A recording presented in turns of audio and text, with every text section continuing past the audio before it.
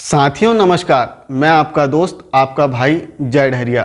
जैसे कि हमें पता है कि जो नवीन शैक्षणिक संवर्ग के कर्मचारी हैं, अब इनके क्रमोन्नत वेतनमान के जो आदेश हैं वो प्राप्त होने लगे हैं और आदेश हो जाने के उपरांत अब इन्हें क्रमोन्नत वेतनमान दिया जाएगा।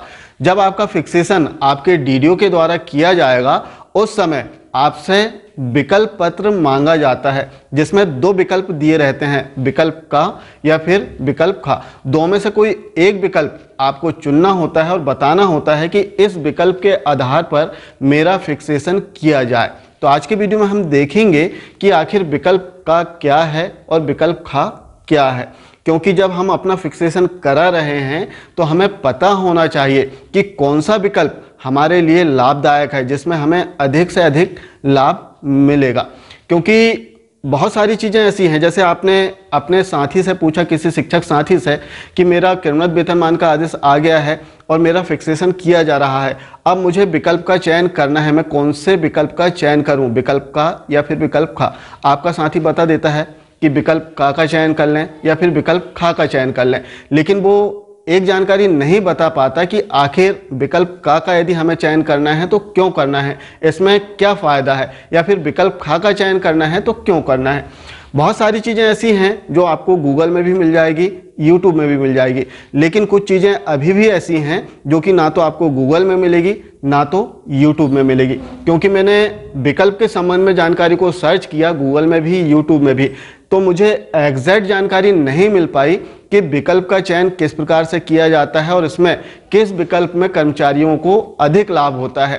तो आज के वीडियो में हम समझेंगे कि हमें कौन सा विकल्प चयन करना लाभदायक होगा, क्योंकि इसमें कुछ कंडीशन होती है। इसमें देखा जाता है कि आपकी डेट ऑफ बर्थ क्या है, आपकी सेवानिवृत्ति कब होने वाली है, और एक कैलकुलेशन जनरली किया जाता है कि किस विकल्प में आपको अधिक लाभ होगा। तो आइए इसे हम समझते हैं स्क्रीन पर। यदि हमें 2 जनवरी से जून तक किसी भी डेट में पदोन्नति, क्रमोन्नति या फिर समयमान का लाभ मिला है, तब ऐसी स्थिति में हमसे विकल्प मांगा जाता है कि किस विकल्प के आधार पर आप अपना वेतन निर्धारण करवाना चाह रहे हैं। हालांकि लास्ट की वीडियो में हमने देखा था कि कर्मचारी कौन सा विकल्प चुने जो उनके लिए लाभदायक है, लेकिन फिर भी काफ़ी सारे शिक्षक साथियों के प्रश्न आ रहे हैं कि सर हमें कौन सा विकल्प चुनना है। तो आज इसे हम बहुत ही सरल शब्दों में, बहुत ही आसान भाषा में समझने का प्रयास करेंगे, जिसमें आप जानेंगे कि आपके लिए कौन सा विकल्प लाभदायक है। सबसे पहले हम समझ लेते हैं कि जो विकल्प है वो क्या है। जैसे परिशिष्ट 2, जिसमें हमें जानकारी फिल करके देना होता है, जिसमें हम बताते हैं कि यदि हमें पदोन्नति, क्रमोन्नति या फिर समयमान वेतनमान मिला है तो 2 विकल्प दिए रहते हैं, जिनमें से एक विकल्प का चयन हम करते हैं और बताते हैं कि इस विकल्प के आधार पर हमारा जो वेतन निर्धारण है उच्च ग्रेड में वो कर दिया जाए।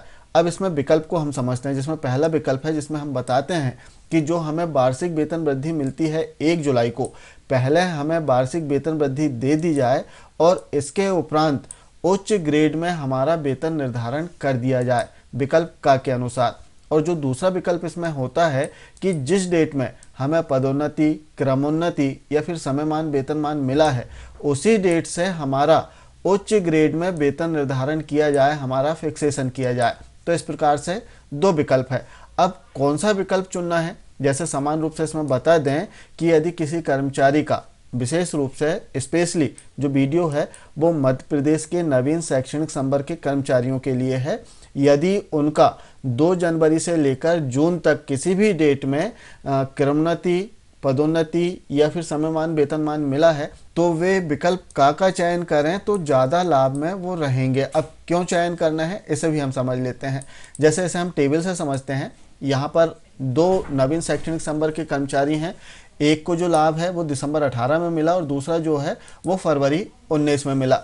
अब दिसंबर 18 में जिन्हें लाभ मिला है उनको सीधे उसी डेट से जो क्रमोन्नत वेतनमान है वो मिलना प्रारंभ हो जाएगा, लेकिन फरवरी 19 में जिन्हें लाभ मिल रहा है इन्हें विकल्प देना होगा। 2 विकल्प अभी हमने देखा, विकल्प का और विकल्प खा, 2 में से एक विकल्प हमें देना होगा। जैसे हमने बताया कि ऐसे कर्मचारियों को विकल्प का चयन करें जिससे वो फायदे में रहेंगे। अब फायदे में कैसे रहेंगे इसे हम समझते हैं।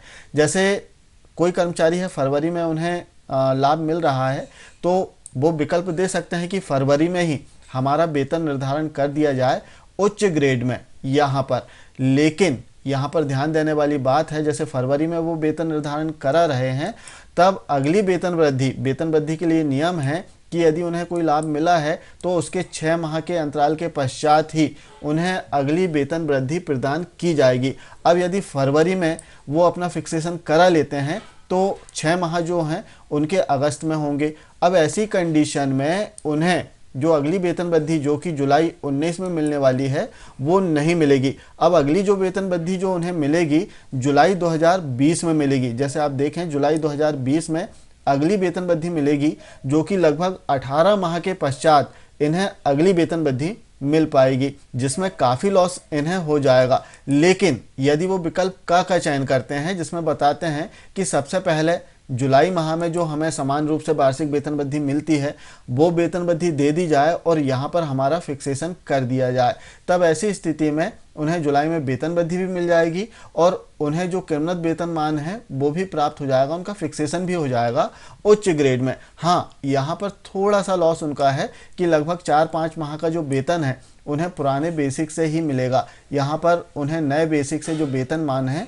वो प्राप्त नहीं होगा। तो यहाँ पर थोड़ा लॉस उनका ज़रूर है, लेकिन यदि हम ओवरऑल देखें तो वो फ़ायदे में रहेंगे। हम बात कर रहे हैं एमपी गवर्नमेंट की जो एम्प्लॉई है उनकी, मुख्य रूप से जो नवीन शैक्षणिक संवर्ग के कर्मचारी हैं उन्हें, क्योंकि इन्हें जो वेतन वृद्धि है जुलाई टू जुलाई ही मिलती है। सेंट्रल गवर्नमेंट की हम बात नहीं कर रहे हैं, केवल स्टेट गवर्नमेंट के जो माध्यमिक शिक्षक नवीन शैक्षणिक संवर्ग के कर्मचारी हैं इनके लिए जो नियमावली है उसमें जुलाई माह में ही इन्हें वार्षिक वेतन वृद्धि मिलेगी। तो यदि फरवरी में फिक्सेशन करा लिया और यहाँ पर आप देखें तो 6 माह का अंतर नहीं हुआ है, तो इन्हें अगली जो वेतन वृद्धि है जुलाई में नहीं मिलेगी, बल्कि नेक्स्ट ईयर जो जुलाई माह आएगा उसमें इन्हें वार्षिक वेतन वृद्धि मिलेगी। लगभग 18 माह के पश्चात इन्हें वार्षिक वेतन वृद्धि का लाभ मिलेगा। तो आशा है जानकारी आप समझ पाए होंगे। आप सभी का चैनल को जो सहयोग मिला है, जो आपका आशीर्वाद मिला है, इसके लिए आप सभी का हृदय से बहुत बहुत धन्यवाद। एक रिक्वेस्ट है, यदि वीडियो से आपको सहयोग मिलता है, आपकी हेल्प होती है, तो कृपया कर इन्हें लाइक ज़रूर कर दिया करें, क्योंकि लाइक करने में आपको 1 सेकंड लगेगा, लेकिन आपका जो 1 सेकंड है वो हमारे अंदर एक नई ऊर्जा भर देता है। एक और बात कि यदि वीडियो आपको पसंद ना आए, आपको सहयोग ना मिले, आपकी कोई हेल्प वीडियो से ना हो, तब आप इसे डिसलाइक भी करें और कमेंट में बताएं कि आपको कहां परेशानी हो रही है, क्यों आपको वीडियो अच्छा नहीं लगा है, तो हम इसमें सुधार करने का प्रयास जरूर करेंगे। आप सभी के सहयोग के लिए बहुत बहुत धन्यवाद। मिलते हैं अगले वीडियो में कुछ इसी प्रकार की नवीनतम जानकारियों के साथ में। तब तक के लिए नमस्कार, जय हिंद।